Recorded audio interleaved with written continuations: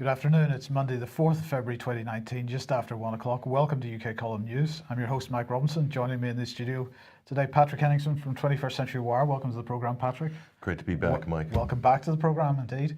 Well, look, we're going to get straight on with the INF Treaty, Patrick, because obviously just prior to the weekend, the Trump administration announced that it was going to be suspending US participation in the Intermediate Range Nuclear Forces Treaty for 6 months. Now, this 6-month suspension is defined within the treaty, and this comes a couple of months after Mike Pompeo had issued the ultimatum to Russia to either withdraw the 9M729 cruise missiles from service and destroy them, and they had to be, according to the ultimatum, had to be verifiably destroyed. So that's what has brought this 6-month suspension in place, and what the United States seems to be saying is that if that destruction and that verification doesn't happen, then the US will withdraw completely from the treaty. The treaty will end, and the US is going to go ahead with new arms development. So, what's your thoughts on this? Well, this isn't the first treaty the United States has withdrawn from. In the late 1990s, the U.S. began looking at the Anti-Ballistic Missile Treaty, the ABM Treaty, which they effectively withdrew from under President George W. Bush in 2002. And the reason behind that withdrawal, Mike, is interesting, and that brings us to the present day, was to guard against an errant missile attack from a rogue terrorist organization. So that was under the sort of the guise of the war on terror back then. But what it did is it freed up the United States to sort of implement the kind of expansion you're seeing now around the arc of the Russian border. Specifically, we're talking about Eastern Europe and the 13 new NATO countries that have come online in the last 2 decades. So I think this is what we're looking at here, Mike. I think this is the United States wanting to establish some room in order to catch up, let's say, on what looks like a new arms race. And I think, well, we discussed this earlier before the show, but you said that it looks like the United States has been caught on their back heel in terms of advanced weaponry. And now they're realizing this and wanting, the first thing they're going to have to do is to exit the INF Treaty in order to start that process of a new arms race. And at the end of the day, Mike, this is all about money. Well, look, you're saying the United States, and so something I want to get your thoughts on, Patrick, are what that actually means. Because if we look at the difference between the statement that was made by the White House and the statement that was made by Donald Trump, it's quite stark. So the White House's attitude was, enough is enough. The United States has complied with the INF Treaty for more than 30 years, but we will not be held back while Russia cheats. The United States will move forward with developing its own intermediate-range conventionally armed ground-launched missile system. In addition, China and Iran, which are not parties to the treaty, each possess more than 1,000 INF treaty-range missiles. So they're trying to bring China and Iran into this as well. So that was the White House statement. But then Donald Trump's own statement was quite a bit more conciliatory. So although he did also say that the US would move ahead with developing its own intermediate-range missiles, this is what he had to say. At the end of in the last paragraph of his statement, we stand ready to engage with Russia on arms control negotiations. And importantly, once that is done, develop, and perhaps for the first time ever, develop an outstanding relationship on economy, trade, political and military levels. And so, Pat, the thing is, this comes back to Trump's original position, which was that he wanted a rapprochement with Russia. And around him, he seems to have, with these neocons that he has around him in the Pentagon and so on, again, we've got two narratives going on here, and I was just wondering what your thoughts are on that. I think you pointed out something important, Mike, is that there are rival factions with regards to foreign policy in the United States, but not just that. What's behind foreign policy, the multi-trillion-dollar defense industry is a major force in the United States politically and also globally. So you're talking about some of these major defense contractors, Northrop Grumman, Raytheon, Boeing, Lockheed Martin. The share prices and the dividends of the shareholders of those companies are very important. And the only way that those share prices are going to continue to be stable and rise is that there's new weapon systems coming online. The United States government is backing research and development and the implementation of a whole new class and range of weapons. So, that's the arms race, effectively. What you're talking about is Trump's foreign policy objectives, what he campaigned on, and what he would like to see maybe fall through. What will be his legacy as a president? And so those are two distinctively different things. And there are people that would support that Donald Trump foreign policy, Mike. Quite a few people in America, right across a very broad range, actually, through politics, academics, people in civil servants, pundits, commentators, authors, and then there's influencers, basically. And then there's a whole nother lobby there to contend with. And these have always been rival factions in the United States, but I think it's more pronounced now. Donald Trump he's one of the first U.S. presidents in recent years to advocate for something like this in terms of, withdrawing U.S. forces from the Middle East. And I talked about this a number of times. I've written about this as part of a re-engineering of the U.S. grand strategy. And it is happening, or it is some people are attempting to make it happen. There are other people who don't want that to happen. They want to sort of hold on to the post-World War II U.S. dominated order, whereby the United States provides for the collective defense of Europe and for the Pacific region. And in exchange gives free access to U.S. markets. And of course, Trump has come in to interrupt this, wants now to rewrite the trade deals, basically, and rewrite the post-World War II world order, in however that was structured, and wants to reform it. Is this because Donald Trump sees a multipolar future that U.S. will have to contend with and be a part of? Or is this Donald Trump representing the interests of reconfiguring the U.S. stances so that the U.S. dominates as it did during the post-World War II order going forward, but under a new aegis? So that's the question. And we'll talk about that more in terms of the IMF defense strategy on the Extra Time segment after the show. Yeah. We'll be able to delve a little bit deeper into that, Mike. Okay, well, let's look at the Russian perspective on this. So Sergei Lavrov met Putin over the weekend. I think Sergei Shoigu was there as well. So Lavrov's saying, all in all, the situation is quite alarming. Let me reiterate that the decision taken by the United States on the INF Treaty is, of course, a matter of serious concern for the entire world, especially for Europe.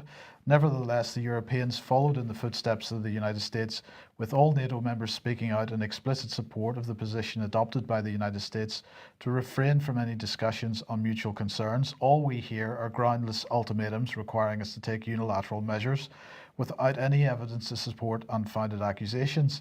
That is a fair comment. That is the main point. Yes. That right there, that is the most important point of this, Mike, is that it's the threats, it's the ultimatums, it's the difference in style of how Russia would like to conduct international relations and how the U.S. is conducting international relations with various different people in the world, which is threats, ultimatums, no coming to the table, no negotiations. In other words, it's our way or the highway. This is our deal. You have to accept it or not. And if you don't, there'll be repercussions, basically. And that's not sitting well with Russia, nor would it sit well with China and other major powers. Now, the Russians' other main point is this, that the Aegis Ashore missile defense system is an outright violation of the treaty. This is the US system. Launchers of this kind have already been deployed in Romania, and preparations are underway to deploy them in Poland as well as Japan. There is no doubt that these developments make things worse overall in the sphere of nuclear disarmament and strategic stability. It all started with the 1972 Anti-Ballistic Missile Treaty, when the US decided to withdraw from it in 2002, as you know all too well. So he's saying that they've seen it before, but the key point here is that they're clearly, and Russia has been saying this for many years, they are upset about the Aegis missile defense system being so close to their borders, and the plans to put it in other places close to their borders.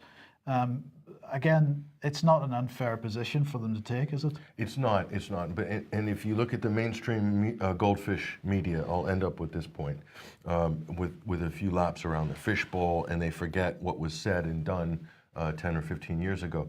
When the United States withdrew from the ABM Treaty in 2002, the Anti-Ballistic Missile Treaty, it was as I said previously, under the guise of the war on terror. Okay, so the talking point, you go back and look at the media coverage at the time, you look at the statements, they're very specific. The errant missile from Iran hitting Europe.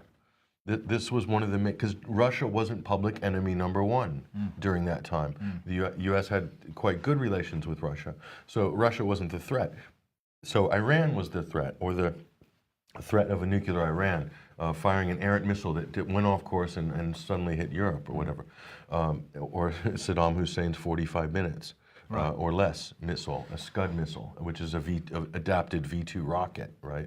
So that is, so they'll just change the narrative to justify the policy, depending on what age we're in. So now Russia is public enemy number one. So that's the convenient excuse. The window dressing, as it were, for the withdrawal from the INF Treaty, Mike. But the truth is, Mike, that if the U.S. has decided to withdraw from this treaty, it doesn't matter if Russia's public enemy number one, or if China's public enemy number one, or if it's some other rogue state that had come on the horizon. This was absolutely. I believe this is forces within the United States driving this agenda more than international stability or threats. Right. Okay, well, we'll just finish this off with this article from Politico magazine. The headline is, "The US and Russia are sleepwalking towards nuclear disaster." This is former Senator Sam Nunn and former Energy Secretary Ernest J. Moniz. Is that how you pronounce it? Moniz? Yep. They're the co-chairman of the Nuclear Threat Initiative. So they say that re-engagement with Russia is too important to wait for the Mueller probe to end. That means it is time for Congress to take the lead. They're saying Friday morning's announcement from Secretary of State Mike Pompeo that America will withdraw from the INF Treaty because of Russia's violations is the latest wake-up call that relations between the world's nuclear superpowers are dangerously off the rails. The fear of nuclear confrontation was once omnipresent in Washington and Moscow. National leaders have recognized the real risk that a military conflict could quickly emerge and escalate, and that they would be forced to calculate in minutes whether survival required going nuclear first with catastrophic consequences. So they're painting a pretty dark picture. Mm-hmm. Yeah, well, we'll talk about the game theory behind that during the UKC Extra Time segment after the show for members and subscribers. But yeah. Well, okay, let's move on to Venezuela then. And as expected and as warned, the United Kingdom has now recognized Juan Guaido as the constitutional interim president of Venezuela until credible presidential elections can be held. That's the statement that Jeremy Hunt made this morning. And of course, they had said, I think about a week ago, that unless elections were called, that this is what would happen. Hunt went on to say the oppression of the legitimate kleptocratic Maduro regime must end. Those who continue to violate human rights of ordinary Venezuelans under an illegitimate regime will be called to account. We've heard this type of rhetoric so many times before, Patrick. It was followed up with Macron, who tweeted this out earlier, basically saying more or less the same thing. The Netherlands, Germany, Denmark, Spain, and Sweden have also joined the UK and France, and also the United States as well, obviously. What are your thoughts of Hunt's comments accusing the Maduro regime, in inverted commas, of being a kleptocracy?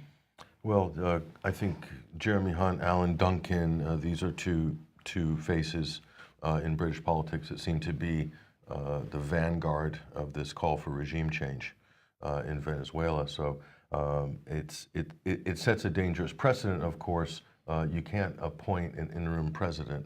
Presidents are elected through elections. So it's antithetical to the whole concept of democracy that these Western European countries are purporting to be espousing the great and wonderful values of. So it. But we've got precedent there because in Yemen, for example, Hadi, they are keeping him high and dry as a president of that country when in fact he had resigned as president Twice. Twice. Yeah. So there are elections required there as well. So this seems to be a precedent from the Western nations who claim to be there to uphold the rule of law and maintain democracy worldwide, but their version of democracy seems to include making presidential appointments. Yeah, because the military intervention option, Mike, is less and less popular and also less and less feasible now. This is the new sort of process regime change that the West is involved in. Administrative regime change, where there's a level of postmodernist projection involved, where we're projecting this is the legitimate leader. They come up with a candidate, a face. In the case of Juan Guaido, he's actually been groomed for this position for years by the United States government. And just a little bit of cursory research, you can find this out. Of course, this is completely lost on the great and the good in Europe. Well, they probably, to be fair, Mike, they probably don't even know that, judging by some of the rhetoric and discourse by some European politicians. They're totally out to lunch, especially on affairs that are in another hemisphere, okay? They're bad enough on the Middle East. On South America, I would say they're probably equally as clueless. But what Britain's concerned, Mike, is Britain is the soft power experts. So their job is soft power. It's softening up Venezuelan society through a myriad of NGOs working on the ground to reframe communities, to reframe values through the UN, through different NGOs and programs, and to provide the media support for that through the BBC, through the mainstream media outlets in order to sort of frame the Venezuelan situation a certain way. This is where Britain excels at. The United States excels, has other skill sets, more hard power, more force and brutal diplomacy. So the U.S. and Britain work hand in hand all over the world for the same objectives. Well, if all these countries have come out in support of Juan Guaido, the EU, of course, came out as well and said the same thing. But Italy seems to have gone off script here, Patrick. Well, they have, and this group in Italy is becoming more and more interesting by the day. So Italy's announced a veto at an informal meeting of an EU foreign ministers meeting that took place in Romania. And basically, this will be an affront to Federica Mogherini, who recognized the U.S. appointed president of Venezuela as the interim president. So this is becoming more and more interesting. So Mario and Salvini, the dynamic duo in Italy, chastised Emmanuel Macron for holding on to still basically doing colonialism in Africa and calling out the CS franc. Here they are again. So this is an interesting opposition that's shaped up here in Southern Europe against Brussels. Yes. I think this is great. Politically, Mike, I think this is very healthy. I don't think the people in Brussels would probably agree with that. No, I don't think they particular view, but I think this is very healthy. To have this kind of balance in terms of foreign policy dialogue in Europe is fantastic. And there's a lot to be said for a lot of the positions Italy's taking, also being on the front line of the migrant crisis. So what's Marco Rubio been up to? Well, little Marco has been busy. He's been busy with Venezuela. He is in contact, according to his own boastings here on Twitter, to military officials that he's been in contact with. So he's on the phone. Basically, Marco Rubio is the heir apparent more and more. He's looking like the heir apparent to John McCain. Right. So if there's anything dirty or anything criminal going on in the world, if there's any weapons that need to be trafficked, any rebels or moderate rebels that need to be armed and backed, any civil wars that need to be stoked, John McCain, that was his job for so many years. And now it looks like Marco Rubio has slipped right in behind John McCain, and he's attempting to show his chops, his regime change chops in the Western Hemisphere right here. And History will remember as heroes those who step forward at this moment. Unbelievable. This is the same type of rhetoric as George W. Bush and Tony Blair. History will remember that, will judge our decisions. Will, they were clearly implying that history would see them in a positive light. Yeah. He seems to be echoing this attitude. It's the same delusional mindset. Definitely, it's a neoconservative mindset basically, and it is very much. It's as much projectionism as the left-wing version of postmodern projectionism. Neoconservatism and responsibility protect progressivism is the same thing. You could put a razor blade between it. The only difference is in the style, in the rhetoric. So with Marco Rubio, you're seeing definitely is a neoconservative version here, and he's been rebuked by a number of commentators. Here's George Samuelsy. He's saying, watch for the rooftop snipers a la Maidan 2014. Watch for little Marco, and the rest immediately accuse Maduro of ordering the massacre of civilians and demand the military to step in and stop the madman Maduro. We've heard that before. CIA doesn't vary this script too much. Except when France is concerned. Well, yes, that's something to be said. Yeah. What's been going on in France in the targeting of protesters, but yeah. So Marco is not done, and this is where it gets interesting for everybody out there who uses social media. This is an issue that's not confined to the Venezuelan or the Pentagon. Marco Rubio is boasting this week. This is pretty shocking, Mike. Twitter took down, he says, 2,000 accounts located in Venezuela, in Caracas, I believe, engaged in state-backed disinformation and influence campaign. What is an influence campaign? Via Politico, and so he's Apple operating system here. So basically, is Twitter working with the CIA? Is Twitter working with the U.S. government? Is Twitter working with the office of Marco Rubio to target pro-government user accounts in Venezuela in order to shut them down, to censor them from San Francisco? Well, who made the decision about which accounts were to be targeted? That's the question. Well, that's a question. Well, who's advising Twitter and Facebook on these sort of matters? We have the Atlantic Council, we have the DFR labs, we have people like this. So the censorship of Silicon Valley, of the Jack Dorseys of the world in San Francisco, their hand of censorship extends into all countries around the world. So if there's an upheaval going on, an Arab Spring type event, a political campaign, a presidential election, anywhere in the world, Twitter now has set the precedent, as Facebook has. They will step in and delete accounts that the U.S. government has told them they don't like. And make no mistake, that's exactly what happened in this situation. To think that Twitter did this on its own volition, they have their own Venezuela analysis department in San Francisco, I don't think so. I don't think so. They're being advised, Mike, and they're being advised by quasi-military organizations or military intelligence organizations, integrity initiative type advice, or from groups like the Atlantic Council, a NATO-backed think tank. These are giving the orders to social media companies how to sort of moderate and censor the global conversation as hotspots pop up. It's very dangerous. And to see Marco Rubio boasting about this publicly shows you that the problem is really deep. Well, it is really deep, and I want to highlight this as something which is really dangerous as well. This is the most disgusting piece of propaganda from the Daily Mail. The headline is "Starving, Sold to Pedophiles, or Simply Abandoned, How Venezuela's Children Are Paying the Terrible Price for the Country's Failed Socialist Experiment." And they're saying that hospitals are taking in children abandoned, sick and starving. Children are being sold to pedophiles for sex so their families can eat.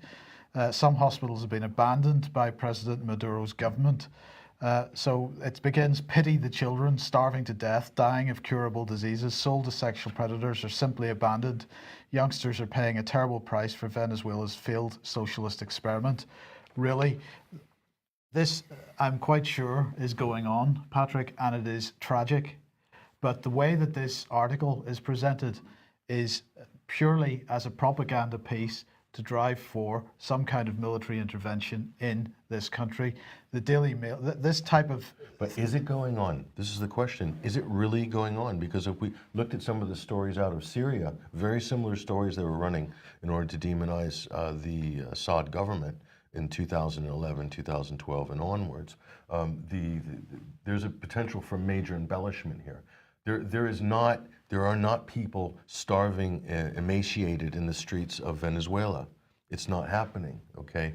Despite how some of the reports are trying to portray this. Yes, there are food shortages, there are supply shortages, there's hyperinflation, but it's not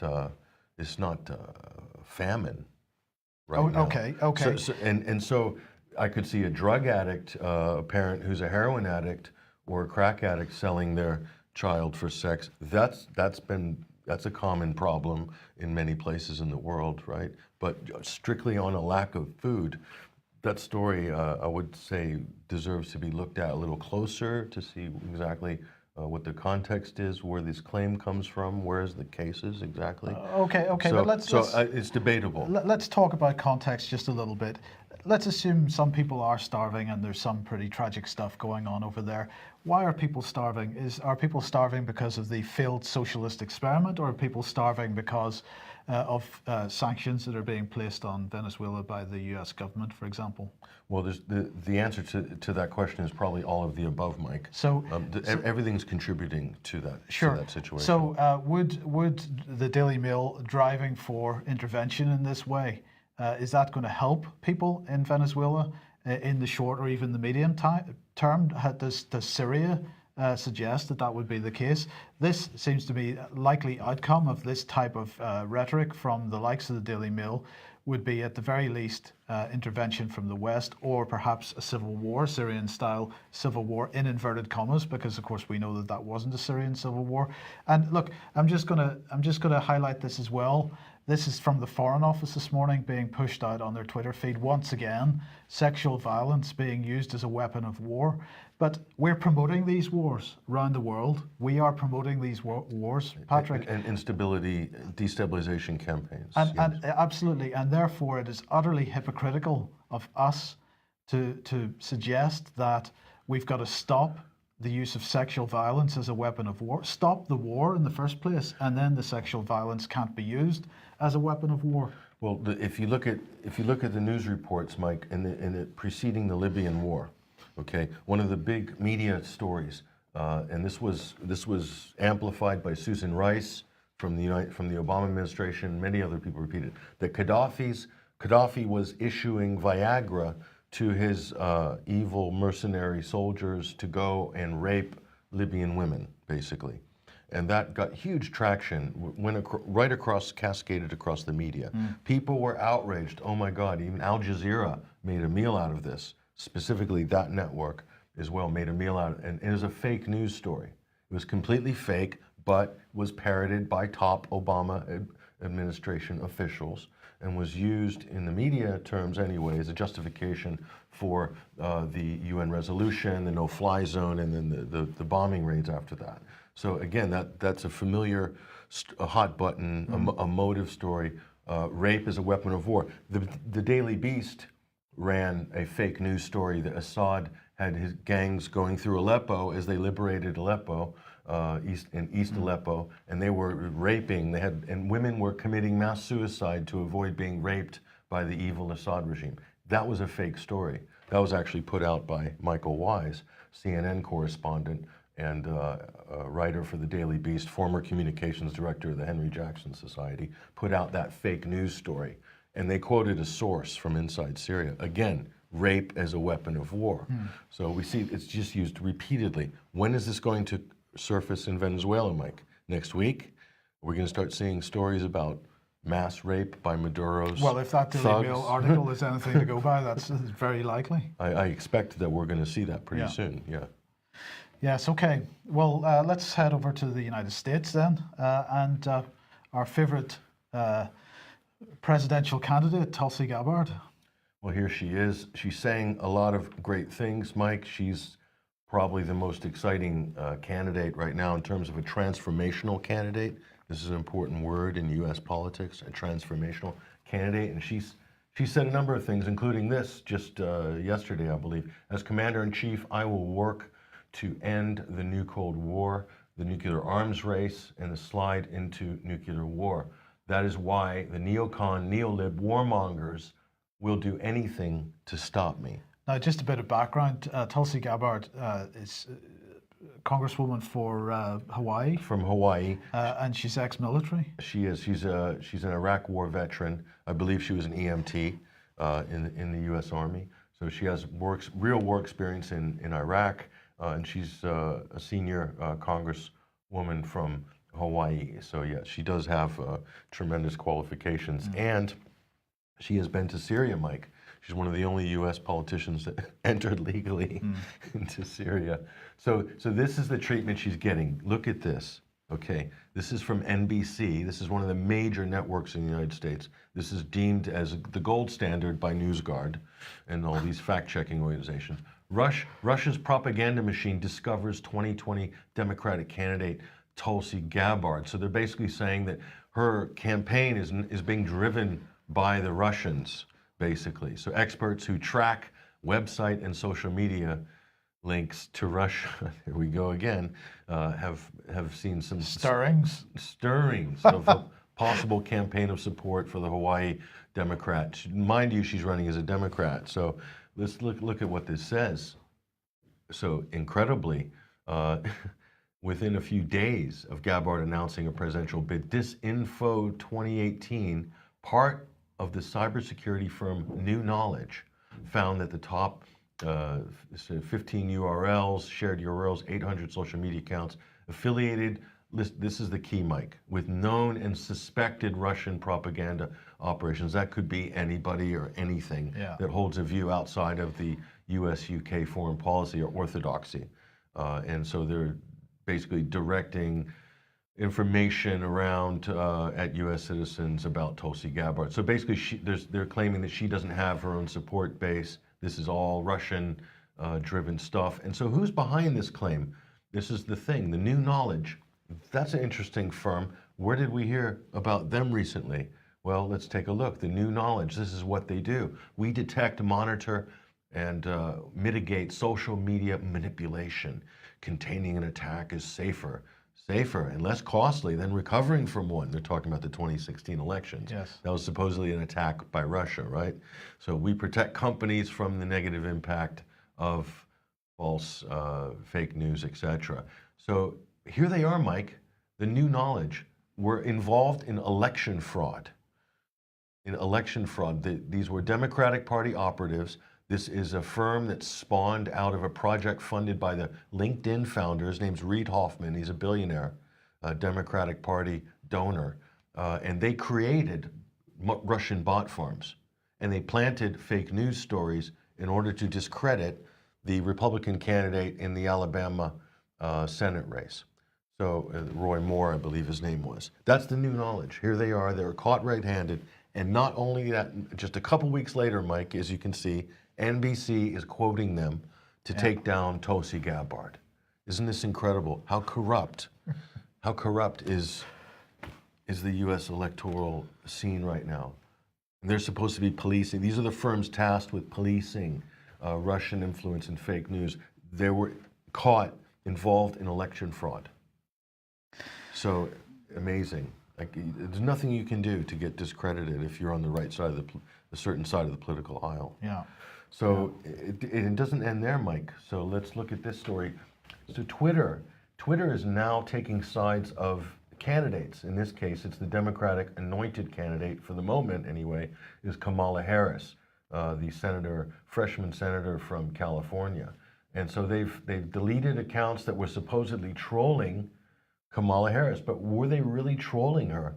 If you look at this, these accounts apparently were created recently, had few followers, but they posted easily shareable content about the senator's actual record as a prosecutor that earned what they call an outsized audience on the platform. So the content was accurate. It was the record of Kamala Harris, but according to Twitter, it earned an outsized audience. In other words, it attracted too much attention. The information was too good. It went too viral. And what was the response of Twitter to go and delete the account? Yes. So So who's influencing elections then? well, Twitter is basically managing and shooting down any opposition to Kamala Harris on their platform. At the same time, this is the same Twitter, Mike, that's deleting pro-government accounts in Caracas, Venezuela. Yeah. So on one hand, they're working for the Democratic Party, which is supposedly the political left, and on the other hand, they're working for the neoconservatives and Marco Rubio. Twitter, I mean, they will prostitute themselves to anybody that basically tells them what they need to do. I mean, this is just unbelievable. This is a really nefarious organization, I think. So this is her, is it? This is Kamala Harris, so she is the anointed Democratic candidate for the moment, Mike, but words on the street that the real stars have not graced the stage yet, and they will do in the spring.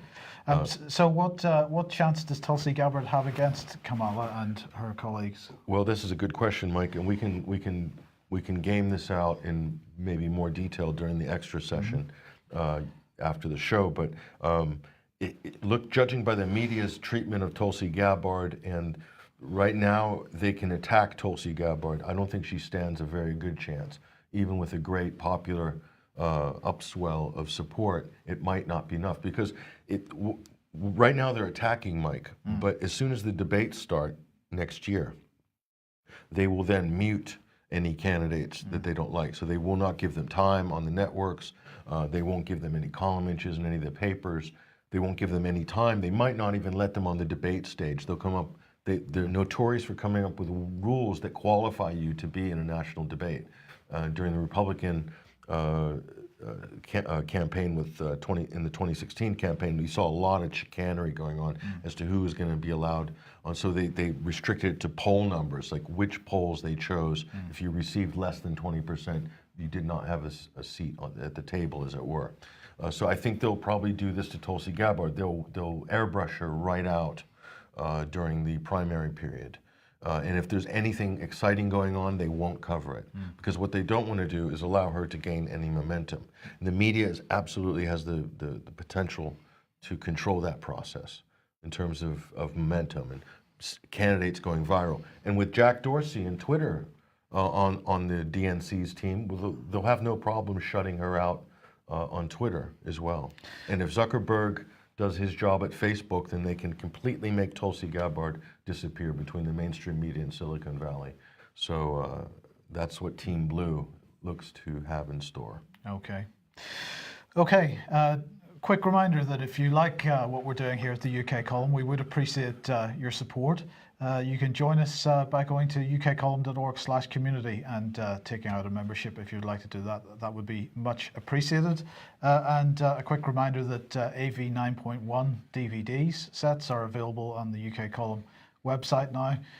Brian Garish speaking on that, Alex Thompson, yourself, Patrick, Dr. Graham Downing, and Ian R. Crane do get your DVDs if you would like to. Now let's come back to the UK and to Tony Gosling. Now, Tony Gosling, well known to many people that would watch this program, but if you don't know him, he's was formerly a BBC presenter, and he's got his own radio program on Bristol, BCFM in Bristol. Community radio in Bristol. Absolutely. Now, Ofcom has now launched an investigation into the politics program, which he hosts as a weekly program, and this follows a submission by this is the UK Lawyers for Israel group, and particularly their director Sam Green, and he's complained that the politics show is being used for the propagation of conspiracy theorists and theories and extremist views.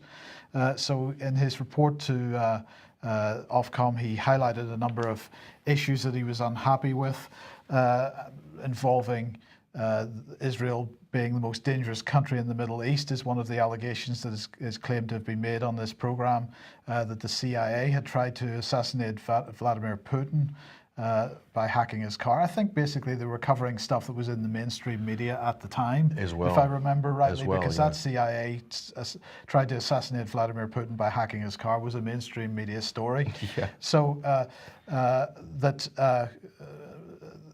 the, so anyway, he has taken this to Ofcom, and Ofcom has decided to investigate. They've just put this in their latest bulletin, and as you can see, Politics Show from BCFM, particularly the one from the 23rd of November last year, is being investigated. Well, we wait to see what happens there, but I find it interesting that it was somebody who's representing an Israeli lobby that seems to have brought this complaint in the first place. So he objects to the idea that someone said that Israel is the most dangerous country in the Middle East. Yes. I think there's quite a few million people, especially those living in the Middle East, that probably agree with that statement, because after all, isn't Israel the only country that has attacked all of its neighbors practically unprovoked in almost every case? That's Israel. So yes, they are a scourge on the region, Mike. But according to this complaint, and likely to be enforced by the official state censors at Ofcom, that's just not allowed. That's wrongthink. Well, yes, and indeed, if there's to be a restriction of free speech on broadcast radio, there's also been discussion of free speech with respect to universities going on, and this report released by the Equality and Human Rights Commission, entitled "Freedom of Expression: A Guide for Higher Education Providers and Students' Unions in England and Wales." This is saying that in order to protect legal expression, or at least there was a requirement to protect legal expression. This is a legal requirement for most higher education providers. Holding open, challenging debates rather than silencing the views of those we don't agree with helps to build tolerance and address prejudice and discrimination, said their chairman, David Isaac. Our guidance makes clear that freedom of speech in higher education should be upheld at every opportunity and should only be limited where there are genuine safety concerns or constitutes unlawful behaviour. And of course, this has come out of criticism of universities for either not holding presentations by certain people, or perhaps certain people have been invited to speak and other people decided that that wasn't necessarily appropriate, that those certain people should speak. So this is a 53-page document, and reading through it this morning, Patrick, what's clear is that it becomes a pretty onerous job to actually hold one of these events, because decisions have to be made about whether it's appropriate to hold the event, to make sure that you're crossing all the T's and dotting all the I's with respect to the legislation, making sure that you're recording every decision that you make for either deciding for or against a particular speaker. And so, frankly, it gets to the point where it's practically impossible for you to hold an event without doing about a year's work ahead of time, just to make sure that you've covered yourself and covered your back. Where does this end up? One of the things that this thing is saying is that you've got to make sure that you've checked against the PREVENT strategy and make sure that whoever's speaking isn't going to be in breach of the PREVENT strategy and in breach of various anti-terrorist laws and so on. At what point does somebody who's actually simply critical of the system become too extreme to speak? This document doesn't seem to be really about highlighting how you enable these types of, or enable free speech in this way. It's more about how you put so much bureaucracy in place that you discourage people from holding any way controversial talks.